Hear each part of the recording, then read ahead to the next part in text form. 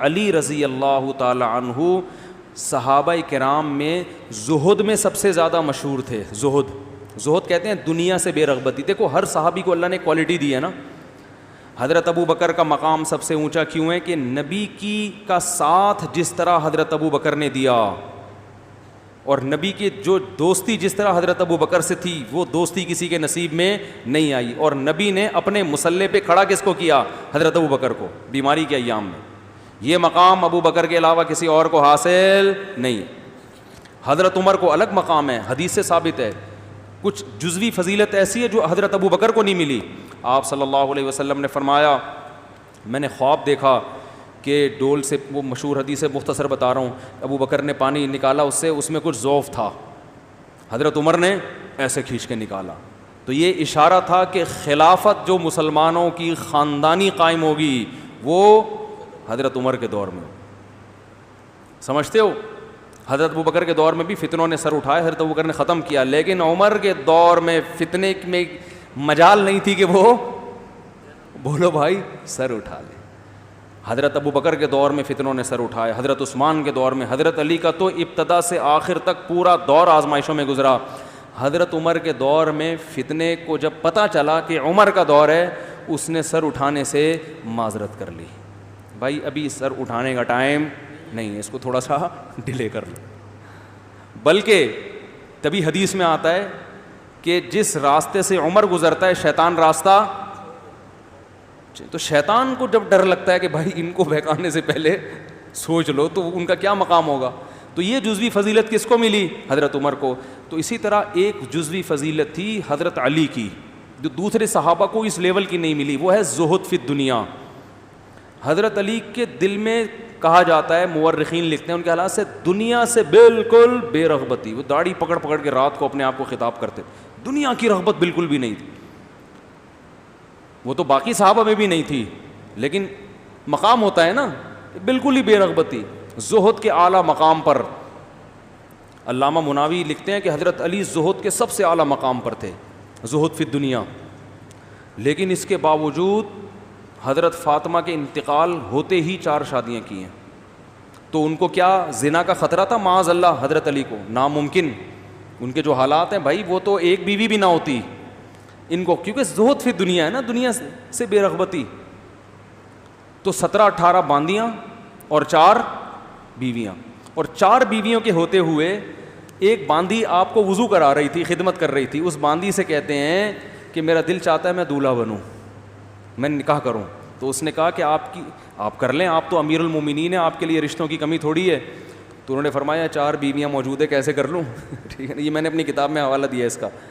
تو اس نے کہا ایک کو طلاق دے کے کر لیں. فرمایا نا, الطلاق قبیح اکرہہ, طلاق بری چیز ہے, میں اسے پسند نہیں کرتا. تبھی تو میں نے واقعہ بتایا نا, حضرت حسن نے بہت کثرت سے نکاح کیے, تو حضرت علی نے ممبر پہ چڑھ کے کہا, ممبر پہ جا کے فرمایا کہ یہ بہت کثرت سے طلاق دیتے ہیں, اہل کوفہ اس سے نکاح نہ کرو. تو لوگوں نے کہا کہ ہم نکاح کریں گے, بے شک یہ طلاق دے دیں, کیونکہ ان سے نکاح کے نتیجے میں ہمارا رشتہ محمد صلی اللہ علیہ وسلم سے قائم ہو جاتا ہے. تو حضرت حسن کا یہ الگ کانسیپٹ تھا. اس پہ کہ ایک صاحب نے, مشہور زمانہ فتنہ نے مذاق اڑائی, یہ مفتی صاحب نے جھوٹی روایت پیش کی ہے, مشہور آدمی ہے.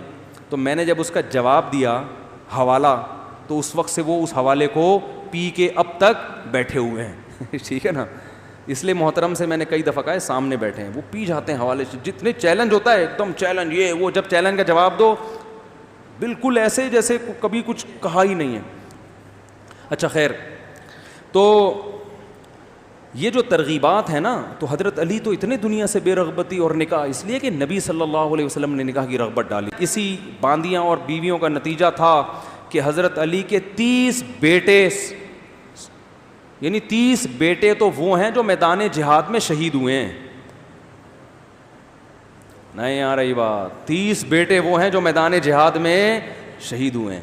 اور جب اتنے ہوتے ہیں نا بیٹے, تو پھر ان میں یہ کوالٹی بھی ہوتی ہے. 2 بچے تو برگر کی طرح پلتے ہیں, ملا منا وہاں گیا تھا, یعنی برگر. دیکھو نا ابھی جو بچے 2 بچے کس طرح سے پل رہے ہیں. مائیں صبح ناشتے میں 6 مہینے لگا دیتی ہیں, بیٹا یہ کھا لے, بریڈ پہ بریڈ کھائے گا, پاپے کھائے گا, یا اور کیا کیا ہوتا ہے, پراٹھا, پاٹھا کھاؤ گے, ہپا کھاؤ گے, کیا کھاؤ گے, کم بخت کچھ بھی نہیں کھاتا وہ, نہیں یہ بھی نہیں کھاؤں گا, وہ بھی نہیں کھاؤں گا. بڑی مشکل سے آیا, ڈبل روٹی پہ راضی ہوا کہ بریڈ کھاؤں گا. اب بریڈ پہ آپ جیم لگا دیا آپ نے, جیم کیوں لگایا, جیم کیوں لگایا؟ میں نے تو کہا تھا مکھن, یہ والا کینسل ہو گیا, مکھن لگاؤ اب ان کے لیے. تو اس پہ بھی خود پہ بھی مکھن لگانا پڑتا ہے اور اس کے لیے بھی مکھن لگانا پڑتا ہے. پھر وہ ڈبل روٹی کے 2-3 پیس بمشکل کھائے گا, پھر ایک آدھ کوفتہ لنچ میں لے کے چلا جائے گا. تو بچے جب زیادہ ہوتے ہیں لڑتے ہیں آپس میں, مائیں پریشان ہوتی ہیں, ہائی یہ تو لڑائی کے ایک طوفان کھڑا کیا ہوا, او بھائی اس کو لڑنے دو, بچوں کو, بیٹے آپس میں لڑتے ہوئے اچھے لگتے ہیں, یہ لڑے گا اس میں کانفیڈینس, ابھی بھائیوں سے لڑ رہا ہے, یہ وہ لڑائی نہیں ہے, یہ تو بچوں کی لڑائی ہے, یہ لڑنے دو. اس پہ ان کے اندر برداشت پیدا ہوگی اس لڑائی کے نتیجے میں, سمجھتے ہو؟ تھوڑے سے بڑے ہونے تو پھر ان کو سکھاؤ کہ کھلانا سیکھو, تو تھوڑی سی تربیت تو کرنی پڑے گی نا. بالکل ہی تربیت سے غافل ہو گئے پھر تو چور ڈاکو ہی بنیں گے, وہ تو ایک بھی چور ڈاکو بنے گا. تو پھر یہ بڑے ہوں گے, پھر میں تو جتنے فیملی والے لوگ ہیں نا جو بہنوں کا خیال رکھ رہے ہیں, بھائیوں کا, وہ اکثر 100% نہیں, اکثر وہی ہے جن کے بہن بھائیوں کی تعداد زیادہ ہے. ان میں پھر یہ ظرف ہوتا ہے, بہنوں کا خیال بھی کرنا ہے, بھائیوں کا خیال بھی کرنا ہے, عید بقرعید پہ اس کے ہاں بھی گوشت پہنچانا ہے, اس کے ہاں بھی گوشت پہنچانا ہے, اس کی بھی دعوت کرنی ہے. یہ سب زندگی ہوتی ہے, اس میں انسان کا ظرف بڑھتا ہے. پھر یہ میدان میں لڑے گا بھی, ٹھیک ہے نا, کیا کرے گا. اور یہ ڈبل روٹی میں صبح سے گھنٹہ مکھن اور جیم میں 1 گھنٹہ لگا دیا, کم بخت یہ میدان جنگ میں لڑے گا. ابھی نندن کو چائے پلائے گا یہ تو وہاں بھی جائے گا نا, اگر جہاز لے کے چلا گیا تو ابھی نندن اس کو اتار لے گا. کسی نے بتایا ابھی نندن ہے, ابھی نندن نہیں ہے, صحیح تلفظ کیا ہے بھائی, ابھی نندن, تو وہ اتار لے گا اس کو.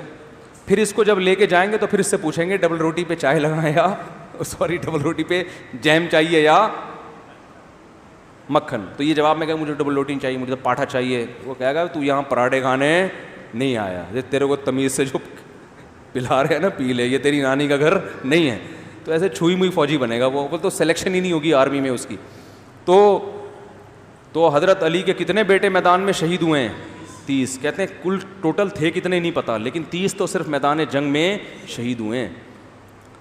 تو وہ بھی فخر بنیں گے, قابل فخر ہوں گے قیامت کے. تو یہ جو ولیمے پہ اتنی ترغیبیں اور اتنی اپریشیٹ کیا جا رہا ہے, اصل میں یہ نکاح کی ترغیب دی جا رہی ہے. کس کی؟ نکاح. اور نکاح کے بارے میں نبی نے کیا فرمایا؟ روایت میں آتا ہے مسجدوں میں نکاح کرو. تو وہ بھی اس لیے کہ تاکہ اس عمل کو لوگ عیاشی نہ سمجھیں بلکہ عبادت سمجھیں. تو نیک لوگ اس میدان میں آگے بڑھیں. آج عیاش لوگ بڑے ہوئے. دوسری شادی اکثر ناکام کیوں ہو رہی ہے؟ دوسری شادی کے بعد زیادہ تر میرے پاس جو خبریں ہیں وہ واقعی یہی ہیں کہ یا تو پہلی پہ ظلم ہوتا ہے یا دوسری پہ. وجہ کیا ہے؟ سنجیدہ لوگ اس میدان میں آگے نہیں آ رہے. الٹے اوٹ پٹانگ قسم کے لوگ آئیں گے تو وہ پھر یہی ہوگا. تو شریف شرفا آپ جیسے نیک شریف لوگ آئیں گے تو پھر اچھا کام ہو جائے گا. بات کہاں سے شروع ہوئی تھی, کہاں چلی گئی؟ یہ ولیمہ کا انہوں نے پوچھا تھا. تو ولیمہ اس سنت ہے تو وہ رخصتی کے بعد ہی ہوتا ہے, اس سے پہلے ویسے ہی ہے.